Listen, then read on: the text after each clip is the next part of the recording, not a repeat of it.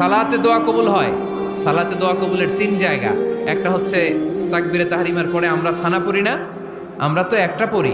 আল্লাহর হাবিব সুন্নাহ এবং নফল নামাজে আরো পড়তেন সানা, ওই দোয়া কবুল হয়। 2 নম্বর জায়গা সালাতে সেজদায় পড়ে দোয়া করলে কবুল হয়। আকরাবু মা ইয়াকুনুল আবদু মির রাব্বিহি ওয়া হুয়া সাজিদ ফাকসিরু ফিহি দুআ। বান্দা যখন সেজদায় লুটিয়ে পড়ে, বান্দা আল্লাহর সবচেয়ে কাছে চলে যায়। তা কিন্তু বিশ্বনবী বলে, সেজদাটা তোমার রবের কুদরতি পায়ের উপরে পড়েছে।